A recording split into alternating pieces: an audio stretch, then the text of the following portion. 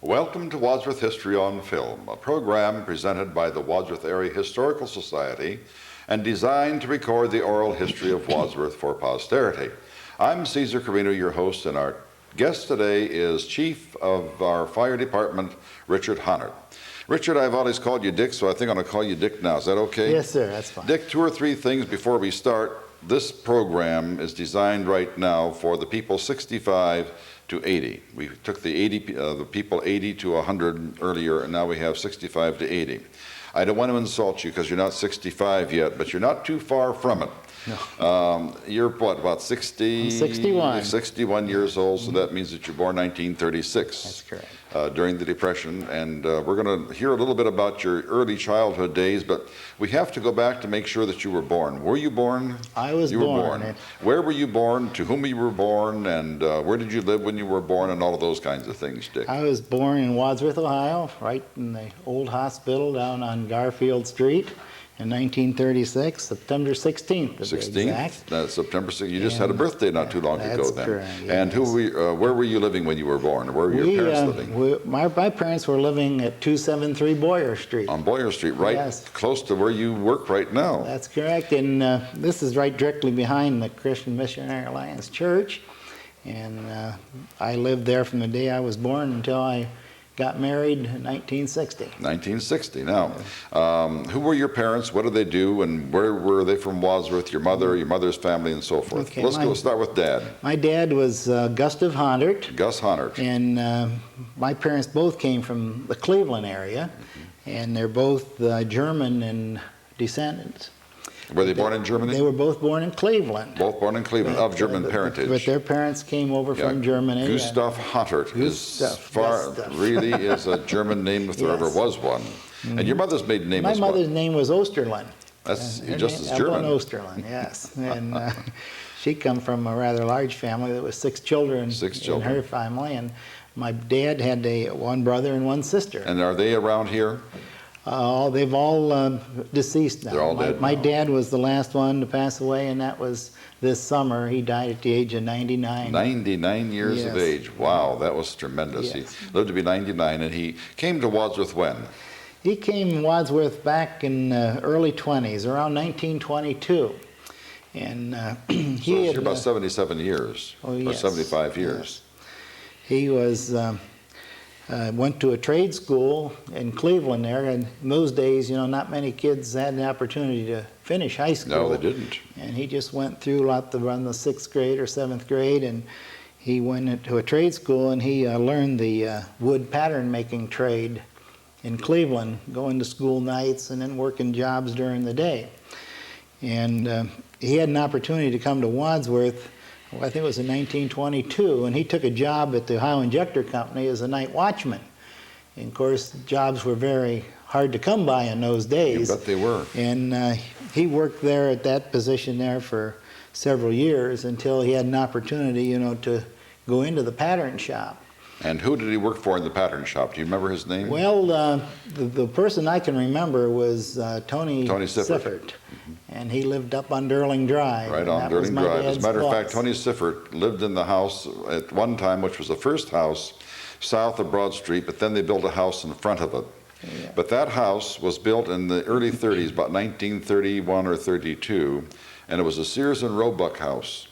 And he paid $1,200 for it, and it's still a very, very beautiful house. I remember going there as a child, we'd go up to see Tony there because they were not only the boss but friends also. Of course, they were wonderful people. Tony had a son and two daughters.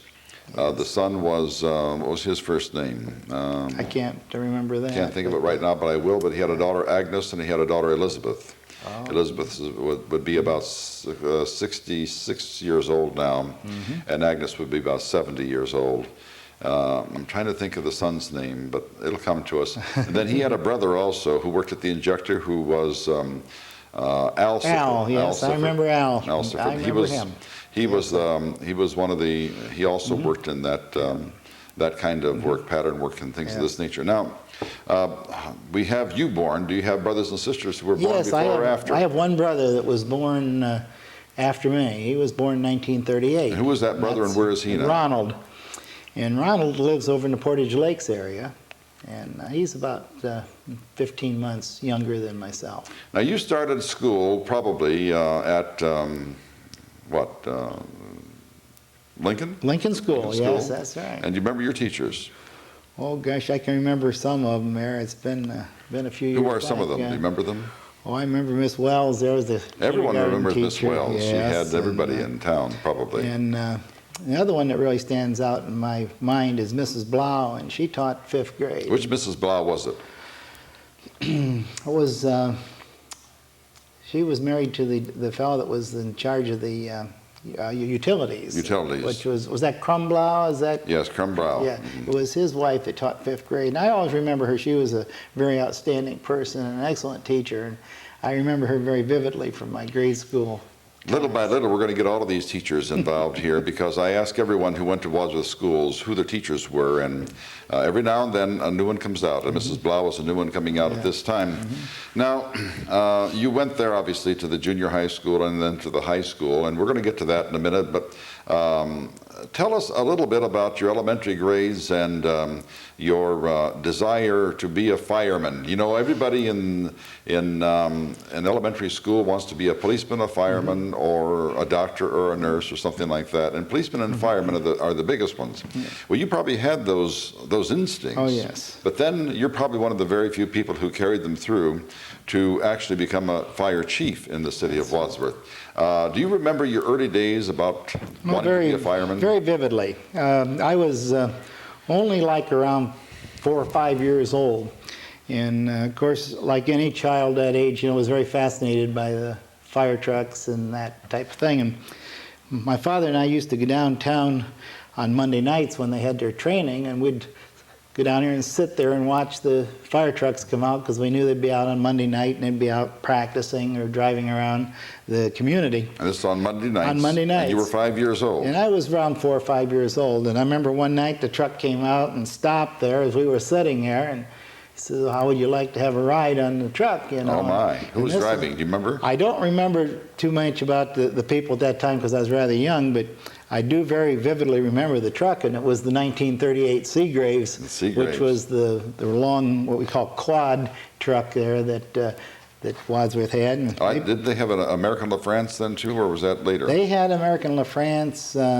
They had a 1925 American LaFrance at that time. And the Seagraves was 1937. 1938. 1938. I remember when they bought that, and they had it on display at the square. Yes. And I remember with the school bus coming by, and we were all just agog because it was such a beautiful thing. It was an open truck, as I remember, yes, but it had a big windshield in front of it. That's correct, and it was rather long, because on a quad truck they carry quite a complement of ground What ladders. does a quad truck mean? Well, quad has 4 features on it. First of all, it's got a pump. Second of all, it's got water. Third, it's got a supply of fire hose, so you can use it as a pumper. And then fourth, it has the full complement of ground ladders, which is anything from maybe 10 or 8 foot ladders clear up to a 50-foot extension ladder that took about 6 men to raise. And the only thing that it didn't have, which we acquired in 1961 when we replaced that truck, was the aerial ladder, which was then a quint, because it had the 5th feature. From a quad to a quint. That's right.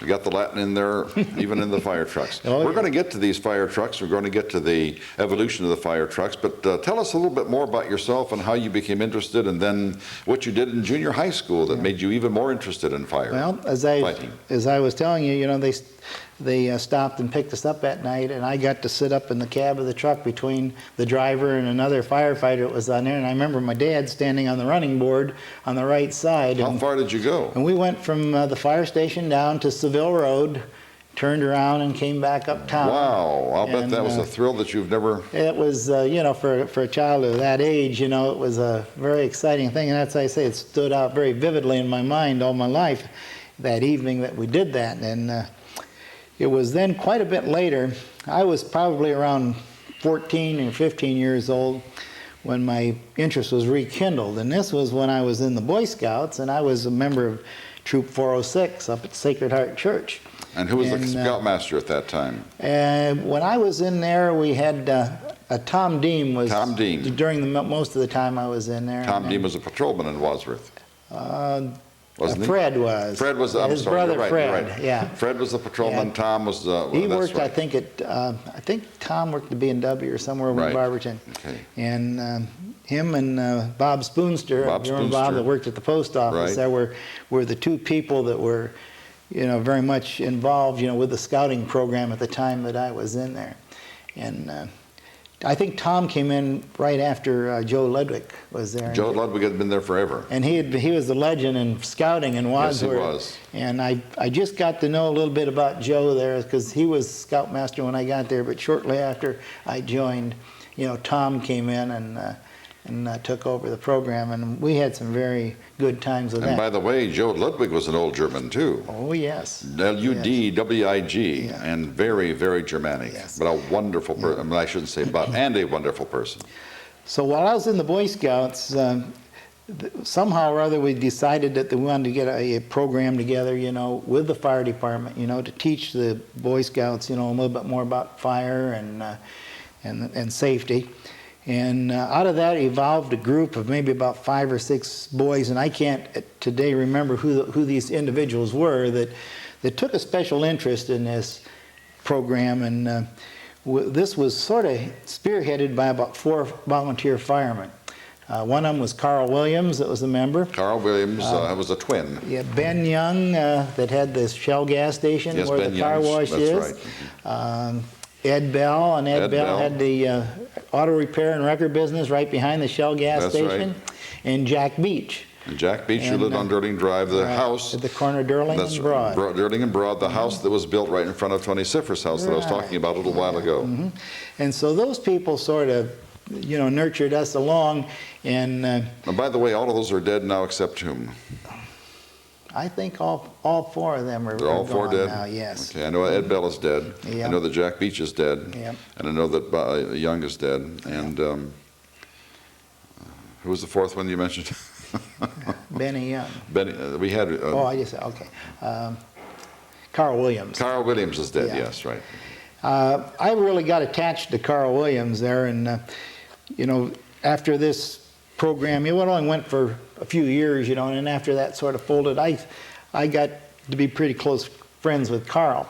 And of course, Carl was a very active volunteer fireman, and I started showing up at the fire station when there was a fire. And of course, everyone knew when there was a fire because they had the big siren on top of City Hall, and when that would sound, the firemen would come, and I would pedal my bicycle. At that time, I wasn't old enough to drive. I'd come down there, and lots of times Carl would get me in his car and take me along with him to the fire. Although, those days even you couldn't ride the fire truck to fires, when you were my age. You still had to be a member to go to the emergencies on the truck.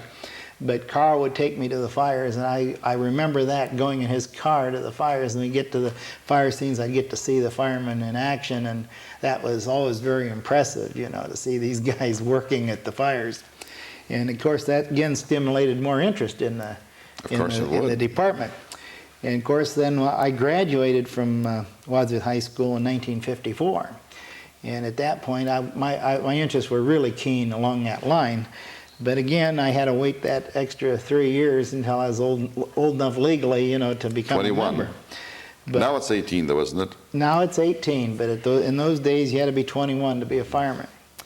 And which brings me to probably one of the most exciting times in my life there. When I was 18 years old, we had the big fire down at the south end. The EJ company burnt. Oh yes, tell us about that. And this was in... and what the EJ company was, and where was it exactly? The EJ company was a company that built or manufactured wooden storm windows and storm doors. And things like that, yeah. And they sat on West Walnut Street there, just west of Main Street. Main Street. What's there right now? Right now, there's nothing there. Nothing. It's an open field. It's right behind the grocery store. Right behind where Domino's Pizza used to be there before they just recently moved, and it was just east of the of Stewart's. That was Wadsworth Lumber at that time, and it's set in that area there. And right now, the only thing that's in there is lumber storage for the lumber yard. They never really went back in and rebuilt after that fire. When was that fire? Well, it happened. Probably 1955, wasn't it? In 1954, in October. And it happened that that particular night was the night of the policeman's ball. Right. And back in those days, you know, when the policemen had that function, you know, they would get volunteer firemen to fill in for them, and I remember they'd wear the policemen's uniforms and drive the cruisers around, you know, and answer calls. They can't get away with that today, but no, you could do a lot of things in those days. In those days, you could. And at that time, I worked. I'd been working at Brenneman's Pharmacy, which is right down the corner of Broad and High Street. And I remember when you worked there. Remember. And that particular Saturday night, I happened to be down at the drugstore. I was sitting there at the soda fountain. I heard the fire siren sound. Well, it was just one block run, so I ran up to City Hall, and I was the first person to arrive at the fire station. And I went into the basement of City Hall where the police dispatcher was. And now tell us where the fire station was at that time. You said it was 1 block away. It is not where it is right now. No, it was at 145 High Street. 145 High Street, which was up about 5 or 6 doors from Brenny's. Well, where the old City Hall. Where old City Hall was. Up until 1992. That's right. And I went to the basement and... To be more specific, it was almost at the end of the island that separates it, right? Because you could come straight out with a fire truck and not hit the island. Right. It was, well, just exactly north of Huntington Bank. Right. And opposite the Lutheran Church. Right. That's correct. And anyway, I went down in the basement there, and Charlie Albers was the fire chief then, and he was also, that night, the radio operator for the police. And I went down to find out where the fire was, you know, because in those days we didn't have pagers or beepers. Nothing. You had to get it, you know, off the telephone, or they had an intercom system between the fire department and the police department. But I was there plenty early, so I went downstairs, and Charlie looked pretty excited, you know. He knew there was something pretty bad going on, and I said, "Where's the fire, Charlie?" And he says, "EJ Company." And he says, "You get on the truck and go with him." And keeping in mind, I was not a fireman at that time. I was just one of those boys that was interested. But I did get to ride to that fire on the fire truck. And I remember Bob Siffert was the person, the fireman that drove the truck to the fire that night. And Bob Siffert was not the same Siffert we're talking about with Al Siffert and Tony Siffert. No, this was spelled differently. Bob had the gas station. Gas station. At that time, he had the one that was down where Knapp's Firestone sits. That's right. There now. Let's get the spelling of there for historical evidence. We have S-E-I-F-E-R-T for Tony Siffert, and some people said Seifert, and for Al Siffert, and some people said Seifert. This was Bob Siffert, S-I-F-F-E-R-T. That's correct. No relationships whatsoever. No. But I remember riding down with him. When we got down there, you know, there was quite a bit of fire on the north side of the building, clear to the rear, which would be sort of the northwest corner of the building. And of course, the regular firemen pulled the hose line and stretched it down between these two buildings. And I remember, you know, seeing 2 or 3 firemen working this line, and I can't remember who they were by name at this point, but I knew they weren't making too much headway. So I pulled another hose line off myself, a smaller line, and I took it over to the east side of the building, and I remember looking in and seeing a lot of really heavy, dense smoke in there. And they charged or put water into my hose line, and I started pouring water to the direction where the fire was coming from. And for some reason, the water in my line quit flowing. So I turned the nozzle off and turned around and walked back to the truck to see what was happening. And I remember as I approached the truck, I turned around, and this area where I'd been standing was now totally engulfed in flame. And what we had was what they call not a flashover, but auto ignition, where the smoke and fumes that had accumulated in this structure all ignited. One time. And then we had a massive fire throughout the whole building. So you had your guardian angel pull you away from there in a strange way. And the 3 firemen that were working this one line between the building, we were lucky to get them out of there, you know, because I thought they were going to be trapped in between the 2 buildings, so there wasn't much more than about 20 feet between the main structure and the shed that they were that was right directly behind them. But from then on, it was a very long night. And it burned all the way down. It burned all the way down. And not only that, it spread to Wadsworth Lumber, which That's right. was directly behind it. And quite a ways behind it. That's right. And, A good, what, 200 feet at least? oh, at least, yes. Maybe even more than that. But it was close enough there that they couldn't, the heat radiant was heat from the fire just, it was, like I say, phenomenal. And it not only destroyed that, but it destroyed the Argy mill, which sat there right along the railroad tracks there, much closer to where Domino's. And tell us what Argy Argy Mill was. It was a feed mill. Feed mill. Mhm. And I vividly Some people said remember agri-mill. Agri-mill, Yeah. but that was also involved in this fire. And I remember then, while we were fighting this fire there, someone says, maybe we ought to get our Jeep out of the garage. And the Jeep was, at that time, stored at Pete Cope's welding shop there, which was not too far away. not too far away. On Mechanic Street. It was on the west side of Main Street. Oh, was it? It was right behind the house that sat there for many years. Okay, yes, you're right. And, I know where it was now, yeah. And his shop was right in behind. You're less than a block away from the, That's right. from the And Jeep. consequently, after we got the Jeep out, the welding shop caught on fire too, and the area where the Jeep was parked there was totally destroyed. And why did you keep the Jeep down there? I think that's very That's interesting. a good story too.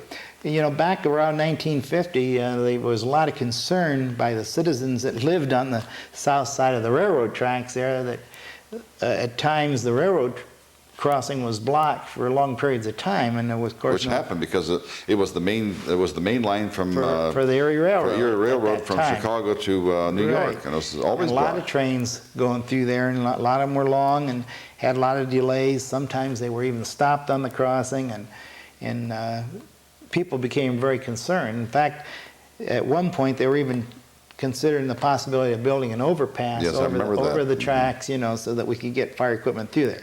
So anyway, they decided to buy this Willys Jeep there that was built up as a fire truck there, and it was kept on the south side. Now, the ironic thing is there was only 3 firemen that lived on that site, Cope being one of them, Bob Spell Leonard, Cope.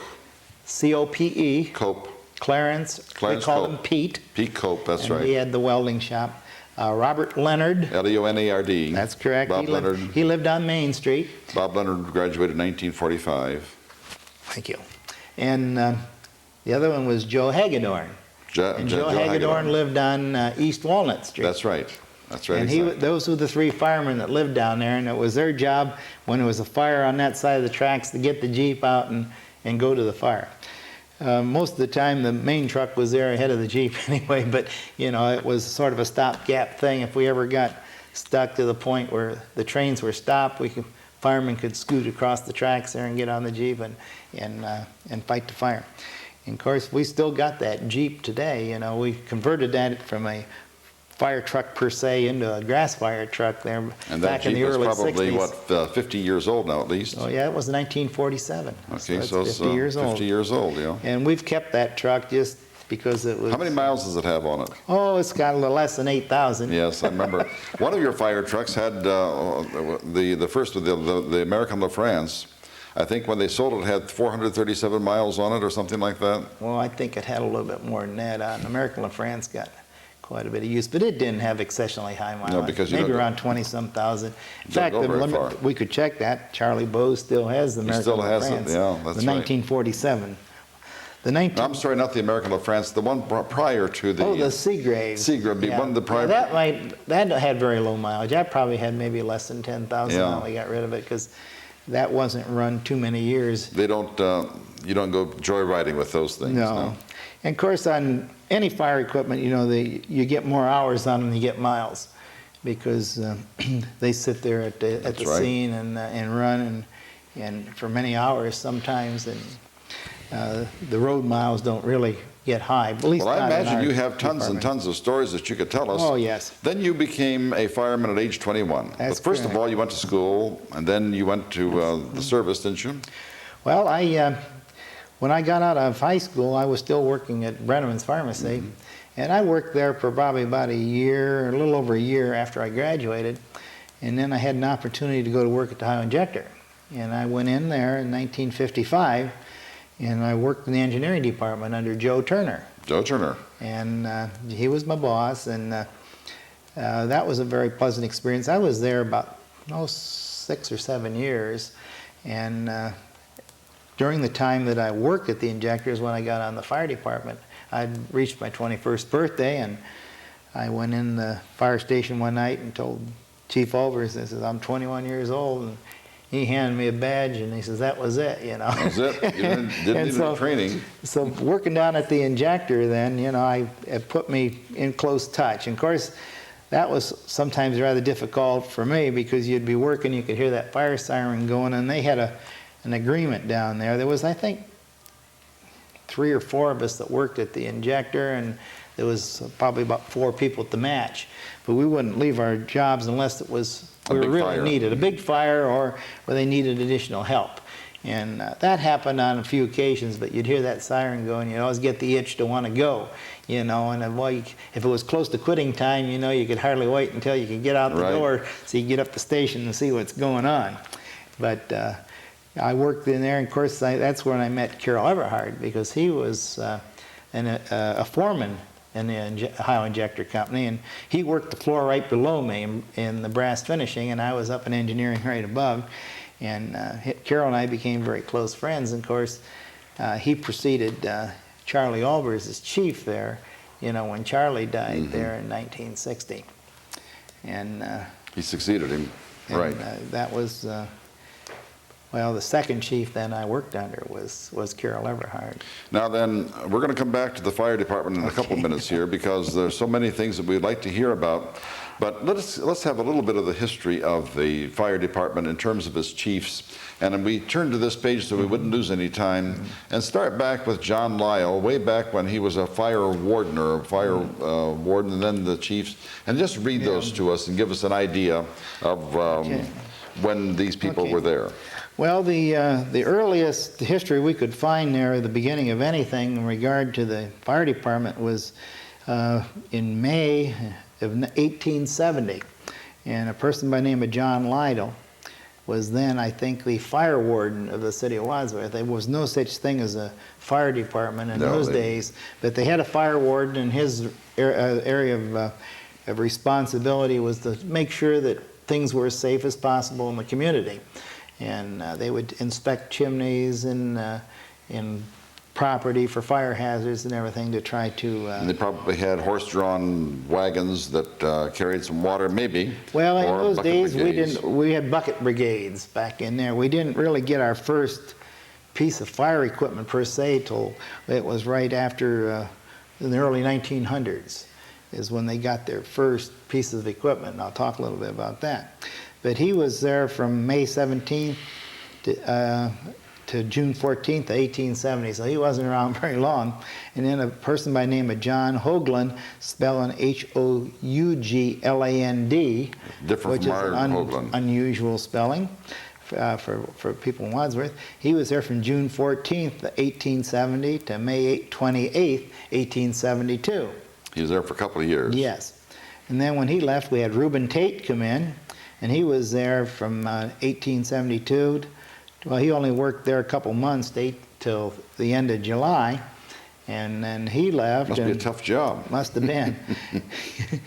And then we had a William Eales, E-Y-L-E-S, that came in, and he was in from July 30th of 1872, and he was there till October 17th of 1876. He stayed quite a while. He was there quite a while. Kind of veteran. And then we had a W.F. Boyer come in from July of 30th, 1872, and he worked till October 17th, 1876. So he was there about 4 years. And then there was a Solon E. Clark that came October 17th, 1876, and he worked till April the 4th of 1881. And then we had Harrison Sears came in, and he was the first fire chief. And Harrison Sears worked here there from 1900 to 1935. Now, there will be people who will hear this program today who will know Harrison Sears. I'm sure there will be. And they'll be telling us about it. We'll be happy to hear anything we know about Harrison Sears. But he was the first fire chief. He was the first fire chief, because the Wadsworth Fire Department was officially organized in 1896. So that's been 101 years then. 101 years. So he was the person that was the actually first fire chief of the fire department as we know it. Previously, they were fire wardens. Fire wardens. And during this period of 1900, 1902, the Wadsworth acquired their first 2 pieces of fire equipment. And what were they? And one of them was what they call a chemical wagon. And this was nothing more than a big cylinder of water, and it was on wheels, and it was hand-pulled.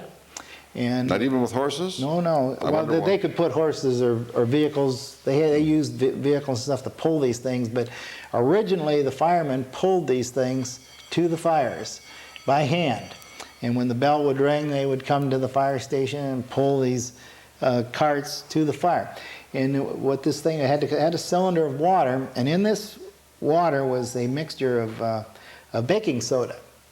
And then they had a container of sulfuric acid that was in a jar. Oh, surely, that you just... And then what you do, you dump this. Dump that and makes a gas. And that would make a gas, and that would give you the pressure to move the water out of the vessel. Isn't that something? And it's the same principle they used in the old soda and acid fire extinguishers that they had in many, many public buildings. Right, you just turn it over and that causes pressure. Till the late or early in the... Expansion of the gases, 50s. right. That's right. And then the other truck they had was a cart that had ladders on it. Mm-hmm. And the ladder wagon there, I'm not sure what different length ladders they had on there, but it had numerous different ladders on so that the firemen could get into the upper stories or on the roofs of buildings and extinguish the fires. So this was the first known fire equipment. And as you read the history of the fire department, they make mention of other vehicles that they had. I guess Andy Auble had some type of a unit there that was motorized when they got into that. But the first real motorized piece of fire apparatus wasn't acquired in Wadsworth till 1925. 1925. When they bought the American LaFrance pumper. And I'll bet there are people who remember that one as well. And we keep that open because we want to go up to. This is the kind of of an apostolic progression from the beginning all the way up to you. This Get a thing up picture here, of it. you know, because it has a picture on the. Let's have a picture. Turn this way. That's it. There, That's the on picture. the top picture on there is the 1925 American LaFrance, and we put this on our anniversary book, Eric, because that was the first piece of equipment. And of course, the truck on the bottom is the newest pumper that we acquired, and that was in 1995. But I thought maybe that might be interesting. A lot of people have got this book or seen it, but they have not really had a chance to maybe digest, you know, what all this stuff is. Very, very interesting. Right. Let's go from Sears to Horntert. And there are five between. You can remember. You know what those are by heart. Oh yes. So after Harrison Sears was on there, well, Lank Weinsheimer became chief. And I'm sorry I lost my spot in here, Caesar, because I had them all listed in here right where we wanted to be, and then I flipped her off of that.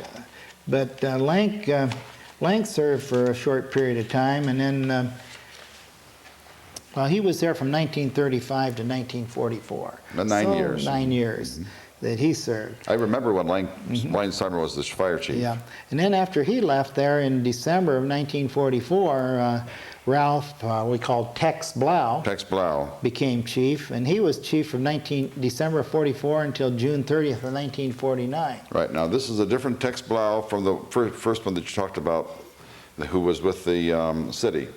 Yeah, this is a different Blau. And the Blau who was with the electric department, or the utilities department, I guess we would call it now, was not the same person. No. Who was this Blau? No. This is Tex Blau. Tex Were they related? Do you know? I don't know. We will find that out because somebody will call me. Somebody will call you, I'm sure. And in fact, and when we welcome those calls, because that helps us. Tex Blau has a daughter that lives in Wadsworth. And who is that? I knew you was going to ask me that, Caesar. I know she lives up on Euclid Avenue, and I can't right now remember her name, and I should, because I know her very well. But I should have looked that up before I came down here. But I'm sure she'll call you if she sees this program. Who's she married to? I'll bet you can tell us. Oh, no, I can't at this point. But it's been a few years since I've talked to her. I had an occasion. You're not talking about Janet, are you? No. No. That's another Blau. Yeah. Yeah, it's a different one. Oh, I wished I'd have looked that up because she lives up on Euclid Avenue, and if she's watching, I hope she'll give you a call. She there, will, so- and I'm hoping that she will. That's the way we I correct feel all of ashamed these. that I can't remember. Well, it'll because come to you. I'd recognize her if I saw her on the street right now. You're approaching that age when we forget everything. So we don't even worry about it on this Thank you. program because we're all in the same boat. Thank you, sir. Okay, and then of course after Tex left there, then when Charlie Albers came in. And you worked for Charlie Albers. I worked for Charlie Albers. That was the first chief I worked under. And Charlie was a foreman down at Ohio Match. That's right. And lived up on North Lyman Street at 446 North Lyman. Now, do any of his family live in Wadsworth yet? Oh, yes. Who are they?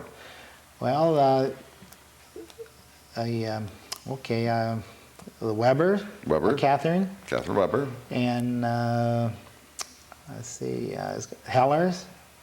I can't think of her name. Oh gosh, that's bad too. But his grandsons were on there, Charles and great-grandson John. John Albert. Of course, he's still on the roster now. But their mother was an Albers. And those are the only two I can remember. There, I think it was a William or Bill Right. Albers. But the Alberts are still involved with the fire department. Yes. Right. There's descendants of Charlie's the family. grandchild and the great-grandchild Still. are still involved. That's right. Mm-hmm. Then who followed Chuck Well, Albers? Charlie Albers. When Charlie Albers died in 1960, then Carol Everhard took over, and he started. C-A-R-R-O-L-L? C-A-R-O-L. C-A-R-O-L, Everhard. Everhard. There's a male. That's correct. And he had children too, just Yes. lovely children. Yes, he had 3 daughters and a son. And at the time that I met Carol, he lived on West Street, and I think it was the same house where Lola Gerbrick and Bob Gerbrick lived. 144 West Street. Yes, and that's where Carol lived when I met him. And Carol is gone now became too. Yes. And He then- died very suddenly, as a matter of Yes, fact. and I might add that Carol Everhard was our first full-time fire chief in Right. Wadsworth. And he was appointed in, I think, January of 1968. And then unfortunately he died there March 27th of 1968 there. He had a heart attack. And it He was died, I think, very- on the job, didn't he? Yes, well, he was, I guess he went home there, Yeah. you know, for lunch there that day. And he'd been to work and went home for lunch and had a heart attack and died. And that It's was a very sad day. very sad day. Very sad day. For everybody. Carol was a very likable person. Oh, he was Very just a likable. great, great person. He had lovely children. Yeah. I knew Beth very well. His daughter Beth, yes. who's married to one of it's Denny or David Zitto, one of the twins. I can't remember which one it is, but married to him. I had her in a class at the university. Yeah. And probably one of the nicest people Very ever. nice Just children. a sweetheart. All the you know. children are very nice. Just a Very sweetheart nice of a family. person. Then after Carol died, Then, we had Chet Fish. Chet Fish came in. He came in April of 1968. And he Chet was there Fish. till November 30th of 1987. He was there for a good, He was there 11 years? almost 19 years. 19 years, 19 years. And he died on the job too. Well, he'd retired previous to his death. Oh, I thought that he was... No, he didn't die until August of 1988. But he had a heart condition, and through much coaxing from his family and doctor, you know, he decided that he would give up the fire department. And he left the end of November of 1987. And ironically, he died at a golf outing that the fire department had at... That's what it was. That's what it was, At right. the Western Reserve Country Club up on Route 94 by Sharon in August of 1988. And he had there handy many of the people whom he had trained, not only himself had trained, but had trained as EMS people, right? Yeah. And unfortunately, he died. Yes. His widow is Barb Fish, and she now is married to Roger Dutt. That's correct. After several years after Chet died, she married Roger Dutt, who was also a widower. And as time goes on, I want to get Barb in here to tell us about that, because Chet has a legacy all of his own. Oh, yes. Having started as a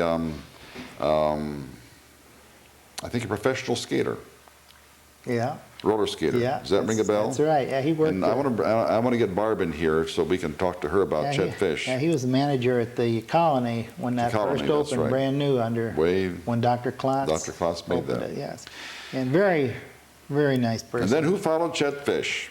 I did. Richard Horntert, right. Now, that's where we are right now.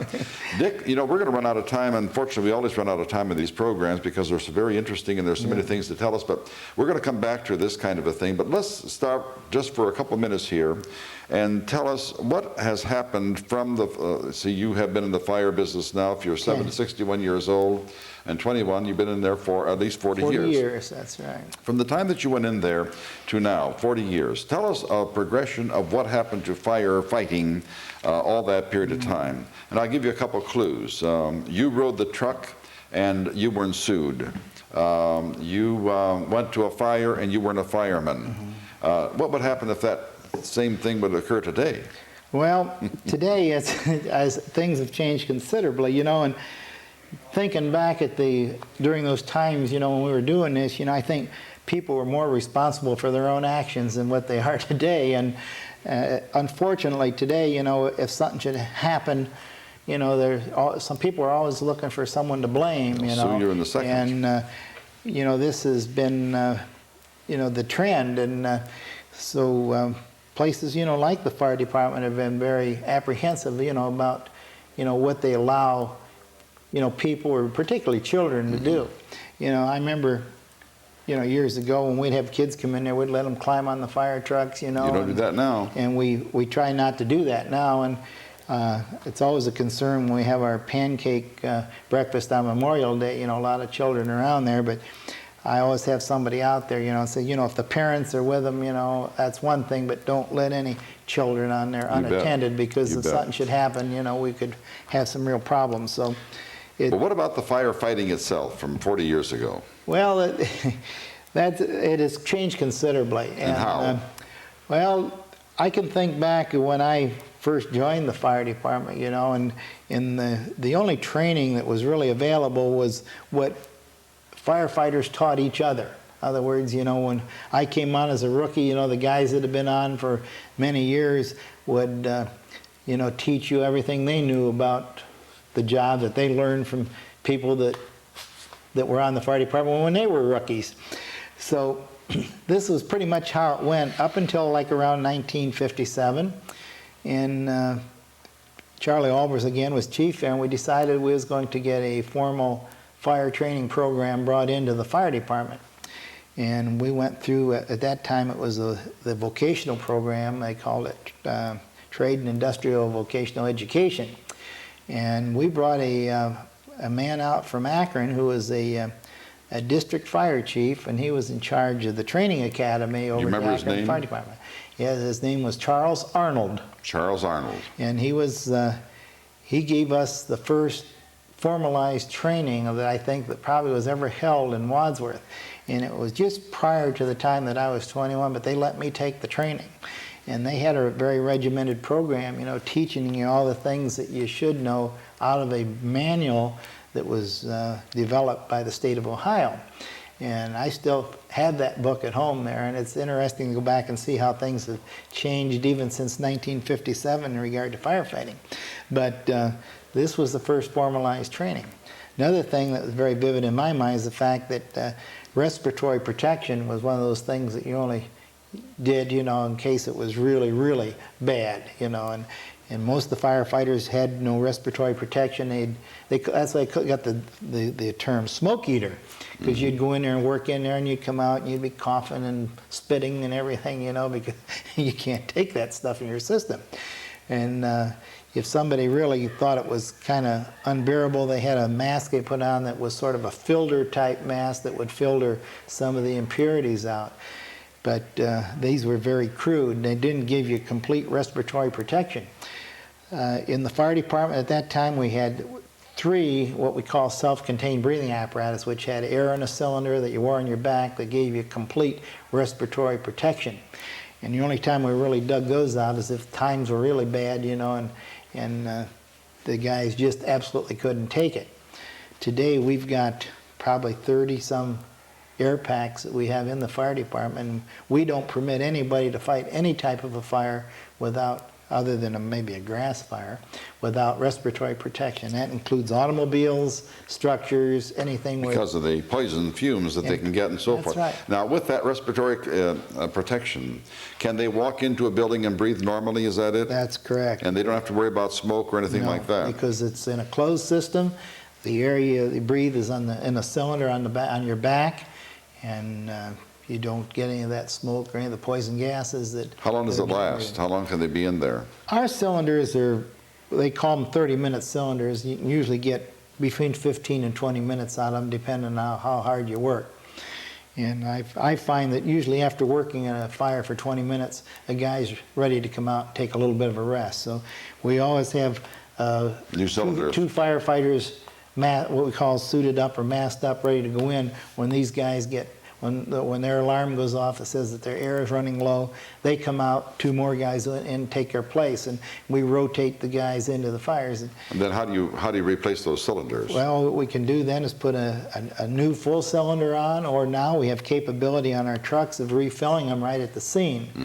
We have what they call an air cascade system on our rescue truck that we can hook a hose line up, and we have the large cylinders on there, and we fill off of them and refill the smaller bottles that we carry on our back, and fill the cylinder, put the guy back in. But we have a lot of extra cylinders too now that we didn't have years ago, and for every air pack that's on the truck, there's at least 1 extra cylinder so that they can rotate those cylinders. It saves you time. You know, you can get the guy ready to go a lot quicker. 40 years ago, we probably had wood and perhaps some other natural materials that caught fire. Now we have so many chemical things and chemically instilled materials that catch fire, and that causes the problem. That's right. And we have the hazard materials and all of those other kinds of things. Most of the things you got today are synthetic. They're made of plastics and that type of thing. And of course, plastic is really basically a petroleum product.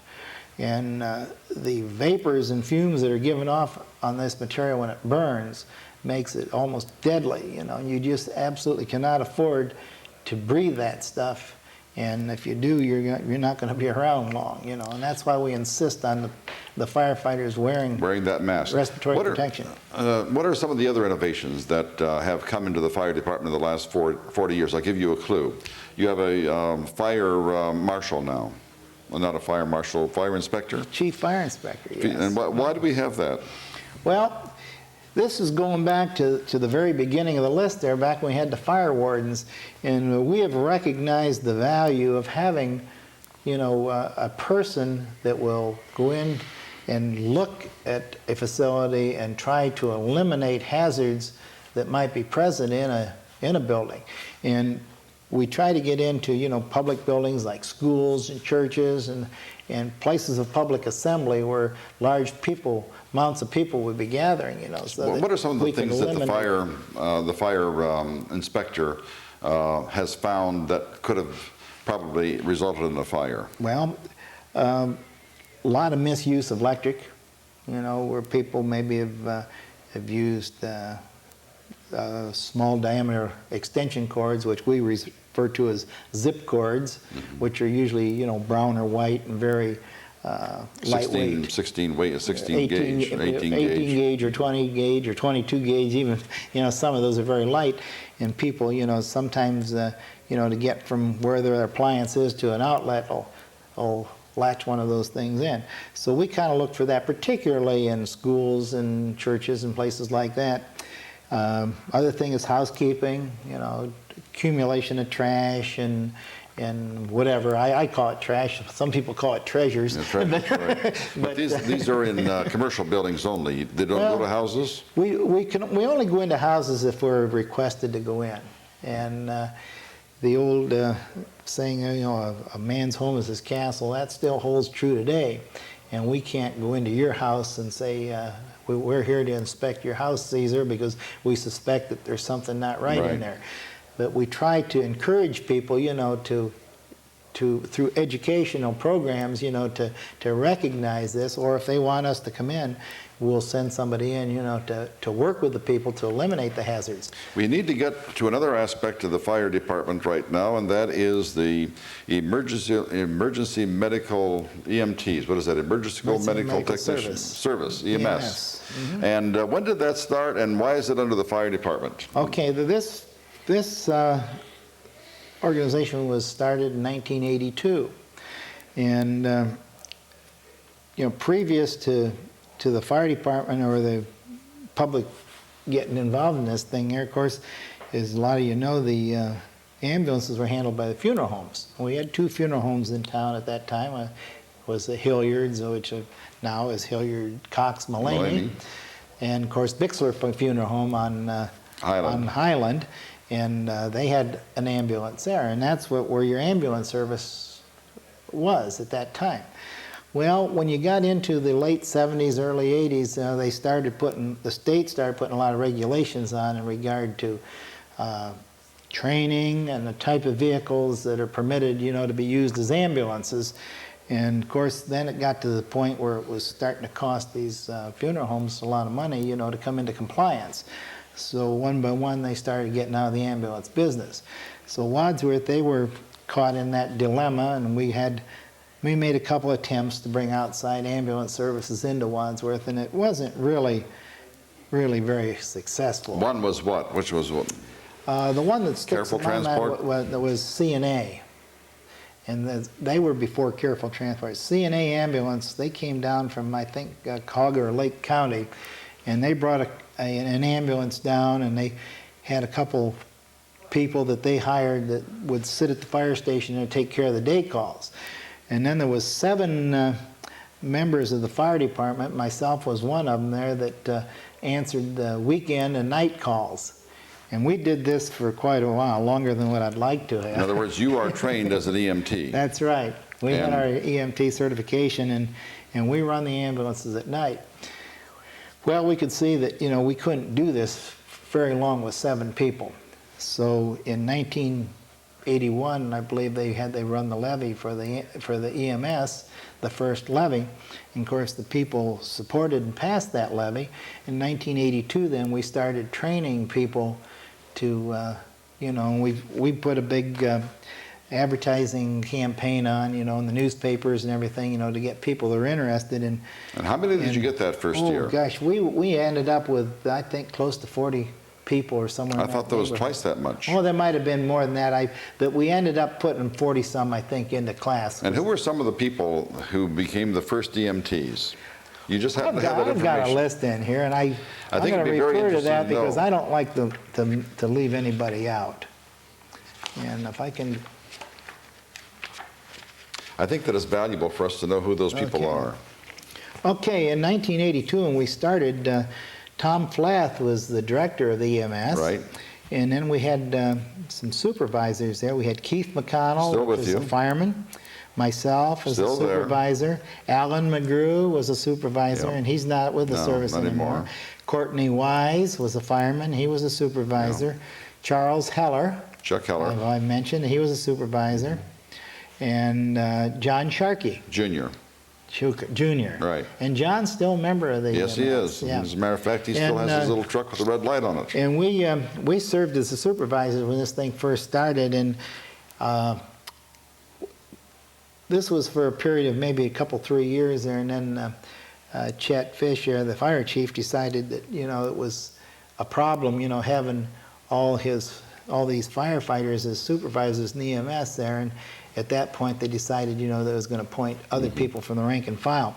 But we had quite a few people on there. Let's name them. Let's name them quickly. I'll go through there. We had Becky Barnhart, Don Bolick, Colin Cranston, Jim Cyrus, Bob DeLong, Joe Ertl, Scott Foreman, Jim Fox. John Heller worked as a driver. He wasn't an EMT, but he drove for us. Tom Hofstetter, Charles Huffman, Chris Joachim, Joe Klosterman, Mary Krieger, which is now Horntert, that's my wife, Frank Lehner, Charles Lowry, Richard Miller, Candy Morley, Bob Park, Dan Porter, Carol Snurr, Kathy Smith, Evelyn Throwbridge, David Van Duzer Jr., Mark Zalea, Charla Madden, Tim McQueen. Going on here. Keep on. Carol Becker, Ralph Copley, who's my chief fire inspector, Bob Crawford. Bob is now a doctor in Wadsworth. Right. Cindy DeLong, Charles Earl, Tim Flath, which is Tom Flath's son. Carol, it's Kleckner now, it was Carol Fox at that time. Nola Hygen, Jim Hevner, Andy Hondert, who's my son, Anna Ensalako, Carl, it's Kish, it's Rotz now, Malcolm Mac Crable, Mike Kiner, Ron Likely, Ken Miklas, Pat Milo, Charles Ott, Tim Phillips, Charles Potter, who's now our safety director. Joan Schaefer. I was his principal, incidentally, many years ago, 48 years ago. Okay. Joan Schaefer, Justine Sorrentino, Joe Trumblack, David Weinreb, Charles Adams, and Noreen McGee. And Charles Adams is now he's the Director of Emergency Management Emergency Medical for Medina County. And I was his principal also 43 years ago. That was the original EMS roster. Now, we have many more since then, and some of these are not with us anymore. That's right. But these were the people who started it. We have just a few minutes, and they're so interesting. I can't believe that we can get so much interest out of the fire department, but it's really, really interesting. Let me ask you 3 more questions, which I think will help us to sew this up and to give us a pretty good idea. When you first started, how many pieces of equipment did you have, and what are the pieces of equipment that you have now, and particularly your Humvee? Okay. When I started back in 1957, we had the 1947 American LaFrance. We had the 1938 Seagraves. We had a tank truck that we acquired. We bought that used. It was a 1940-something vintage International that was... Is that the one that tipped over on Clark's Corners one time? Well, we never had it tip over, but it was a rather shaky piece of equipment. It was something that we bought from another fire department that didn't want it anymore. But up until that time, we didn't have a truck to haul any quantity of water. The largest quantity of water we could haul was 300 gallons, and that was in our American LaFrance. And that didn't go very far. No, it sure doesn't. And when we bought this tanker, then we had a tank that had 1,100 gallons of water on it, which was really... That's when we started saving property out in the township, where we don't have fire hydrants. And then, of course, we had the Willys Jeep there that we still have today there. And what do you have today? Today, we've got 9 pieces of equipment. Including a ladder truck. Including an aerial platform truck. And how far up does that go? 1992. That's a 100-foot aerial platform. Go up higher than any building in Wadsworth. It'll reach anywhere we need to go in Wadsworth. That's correct there. And at least, you know, the larger buildings that sit close to the road. Now, we've discovered that we have some 2-story homes that sit back quite a ways off the street that we even can't reach with a 100-foot ladder. They're higher than 100 feet? Well, they're not higher than 100 feet, but they're set back far enough from the street that we have trouble reaching them, and maybe set up on a hill or something like that. We discovered that up there in that allotment off of Summit Street. One time we had a call up in there, and we found out we couldn't reach where we really wanted to go. And of course, you know, there's nothing really you can do about that. The buildings aren't really so high, but they sometimes set back and are up on top of hills and make them hard to get at. And we've got 3 modern pumpers. And a Humvee. We've got a Humvee, yeah, you want to get that in there. I want to get that in there. We bought that in 1996, which was last year. It's a 1993. We have a heavy rescue truck, which carries all our extrication equipment for automobile accidents. We have a tank truck here now that carries 2,100 gallons of water, which is going to be replaced in November with a new tanker that has the capability of carrying 3,000 gallons of water. And then we've got another van-type vehicle that we carry some hazardous material containment equipment on. And And we got a pickup truck and some automobiles that we use. And we probably ought to be talking about the future of the department. We have run out of time, but Chief Horntert, that's the first time I've called you Chief. Chief Horntert, we certainly are pleased to have this kind of protection in Wadsworth. It not only helps us as far as safety is concerned, but it helps as far as his insurance is concerned. Because of the Wadsworth Fire Department, our insurance rates are lower. Is that correct? Yeah, we have got a good insurance rate for As a result for a of that. volunteer fire department, and I think we're proud of that. We want to thank you for being our guest today, and certainly a very vital part of Wadsworth history. Well, I feel it's an honor to be here. I've watched your other programs, and I've very interesting, and I feel, like I say, honored to be asked to sit in on your program. And you're going to add to the interest. Thank you very much. Thank you, Thank you very much.